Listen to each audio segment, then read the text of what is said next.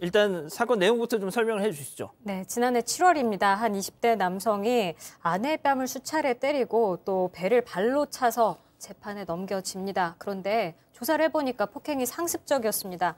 이 사건이 일어나기 20여일 전에도 남편이 때려서 경찰 조사를 받았었다고 하는데요. 아내가 경찰에 가서 남편에게 맞긴 맞았는데 처벌은 원하지 않는다고 진술을 했다고 합니다. 그런데 이 얘기를 남편이 듣고 너 왜 내가 때렸다고 말했어? 이렇게 화를 내면서 또 보복하면서 때립니다.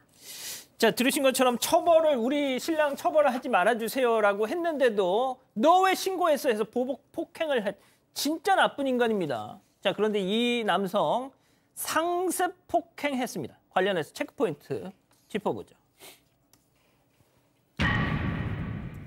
자, 지금 딱 10대만 맞자 이런 얘기를 자기 와이프한테, 아내한테 했다. 교수님, 이거예요. 야, 딱 10대만 맞자. 이게 지금 할 소리입니까? 아내한테? 예? 글쎄요, 이게 남편과 아내 사이에서 오갈 수 있는 그런 대화는 아닌 것 같은데 마치 아마 우리 시청자분들도 이제 좀 그런 경험이 있으신 분들도 계시겠지만 옛날 보면 동네에 껄렁껄렁하는 그런 친구들이 지나가는 학생들 불러놓고 야, 돈 좀 내놓으라 그렇게 해가지고 없어요 그러면 너 뒤져서 나오면은 뭐 100원당 한 대다. 옛날 이런 100원? 식으로 했지 않습니까? 보통 10원당 10대 아닙니까? 10원에 한 대. 요즘에 10원에 한 대 아닙니까? 옛날엔 10원에 한 대인데 지금은 100원 정도 해야 이제 이해를 하실 거예요. 10원에 한 대 같으면은 정말 잘못하면은 죽겠죠. 그런데 이 두 부부 사이에 있어서의 어떤 그 관계라고 하는 것은 이 폭력이 난무하는 완전히 지배와 피지배 관계다. 그러니까 이것은 이 아내 입장에서 봤을 때는 이거는 가정이 아니라 그야말로 지옥이 아닌가라는 생각이 듭니다. 백 변호사님 진짜 저도 이제 자료를 좀 읽어봤는데 이건 사람도 아니에요, 이거. 예? 그러니까 뭐 지금 이미 뭐 특수협박죄로 아내에 대해서 뭐 또 지금 집행유예가 아니겠습니까? 근데 이 남성이 아까 얘기했던 것처럼 딱 10대만 맞자 이렇게 얘기를 하는 거 그게 신고해서 보복을 한 게 아니고 어찌 말하면 신고해서 처벌을 원하지 않았는데도 지금 이렇게 행동을 한 거잖아요. 말 그대로 자기가 계속 폭행을 해도 이제 이와 관련된 내용을 입도 뻥끗 못하게 하려고 지금 이런 행동을 한 겁니다. 수차례 이런 행동을 해왔는데 이제 가장 안타까운 건 이런 가정폭력 사건에서 이 소위 폭행을 당하고 협박을 당하고 이런 아내가 또 이 남편과 같이 있어야 되고 또 폭행을 당하고 이런 일들이 계속 반복되잖아요. 사실 뭐 현실적으로 처벌을 원하지 않는다고 했으니 뭐 분리하기 쉽지 않았겠습니다만 좀 이에 대해서 이런 경우에 어떻게 아내를 보호할 수 있는지에 관련된 그런 진지한 논의들이 좀 필요하지 않을까. 이런 일들은 계속 반복된다는 건 사실 저희가 사건 과정에서도 여러 번 보여드리지 않았습니까? 예. 그런데 제가 유독 이 가정폭력 사건 중에서도 이 사건에 대해서 제가 막 이렇게 좀 격앙된 표현을 쓰는 이유가 그 이유가 있잖아요.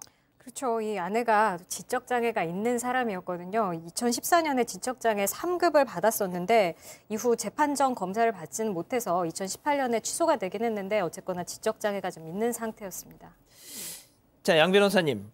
이 남자의 나이가 25, 그리고 아내가 22, 그리고 지금 소개해드린 것처럼 지적장애 3급이었습니다. 뭔가 이 결혼을 하게 된 연령도 상당히 낮고요. 더군다나 이제 지적장애 3급. 뭔가 좀 맞지 일상적으로 생각하는 그런 부부의 모습하고는 좀 다른 것으로 보여요. 어떻게 하다가 20대 초반의 어린 나이에 또 상대도 그렇게 나이가 많지 않은 남성과 결혼을 하게 되는지부터가 좀 의아하긴 한 게 왜냐하면 이 지적장애 3급 정도라면 8세에서 한 12세 정도라고 하거든요. 그러면 정기적으로 교육을 받았을 때 일상생활이나 단순 업무를 할 수 있는 상황인데 아까 지적장애 3급 받고도 재판정을 못 받았다는 걸 보면 이게 원만하게 생활 자체도 못했을 가능성이 좀 있어요. 그러니까 결혼 자체부터가 뭐 제대로 원해서 했던 결혼인지부터가 사실 의아한 상황입니다. 자, 일단 양 변호사님 그리고 또 기소가 됐어요. 보복 폭행 혐의로. 그렇다면 재판부 이거 관련해서 어떤 판단을 내렸습니까? 일단 상습적 폭행을 인정을 했고 또 아내에 대한 폭행이었고 보복이 들어갔기 때문에 게다가 피해자도 처벌을 원하고 있거든요. 그런 점까지 고려해서 징역 1년 6개월의 실형을 선고를 했습니다. 자, 백 변호사님. 징역 1년 6개월이다. 글쎄요. 지금 뭐 우리 가족 여러분들은 딱 듣는 순간 별로 동의를 안 하시는 분위기입니다. 아마 뭐 집행유예도 취소돼서 그 전에 받았던 형량도 채워야 될 거예요. 근데 지금 말씀하셨던 것처럼 이런 정도의 우리가 말하면서 아까 앵커도 악질이라는 표현까지 썼는데 예. 뭐 아마 대중들의 감정으로 생각하면 형량이 턱없이 낮겠죠. 근데 더 큰 문제는 뭐냐면 지금 이 사람이 이제 출소를 하게 되면 예. 다시 만날 수가 있잖아요. 일단 재판부에서는 협의 이혼 의사가 있다는 걸 확인했기 때문에 재범의 가능성은 낮게 보고 있다라고 판단을 했는데 여기서 꼭 확인하는 거 이제 진짜 이혼이 됐는지를 확인해야 돼요. 맞습니다. 협의 이혼 의사가 있는 거하고 실제로 이혼이 끝난 거, 이혼이 된 거는 또 다른 문제란 말이죠. 여기서는 이렇게 얘기했다가 혼인관계 유지할 수도 있잖아요. 예. 거기다가 지금 피해자분께서는 어쨌건 지금 지적 능력이 좀 떨어진다고 지금 나온 상황이기 때문에 말씀드렸던 것처럼 그런 부분은 수사기관에서 다시 한번 좀 체크를 해줬으면 좋겠고 그리고 협의 이혼이 이루어졌어도 거주지가 계속 동일할 수도 있습니다. 맞습니다. 이런 부분들은 꼭 꼼꼼하게 사회에서 체크를 좀 해줘야 될 것 같습니다. 자, 교수님 마지막으로요. 좀 남편이 25, 아내가 22. 그런데 이제 아내가 지적장애 3급.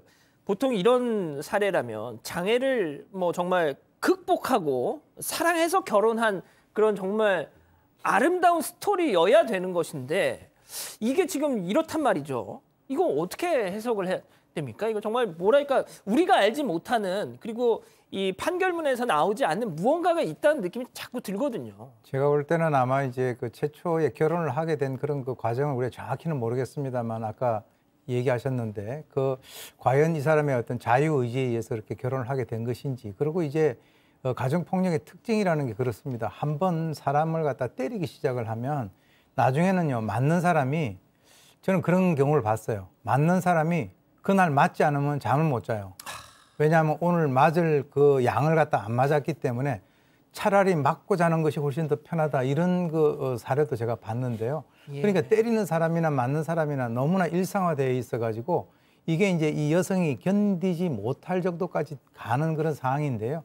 사실 저렇게 되면은 이 가정폭력은 제가 볼 때 나이가 70이 넘어도 계속되는 그런 그 사례들을 제가 봤단 말이죠. 그러니까 저런 상황이 되면은 빨리 어떤 정리를 갖다 하셔서 새로운 삶을 찾는 것이 훨씬 그 미래를 위해서는 나은 것이다 이렇게 저는 생각됩니다. 알겠습니다. 두 번째 사건 이렇게 정리하고요.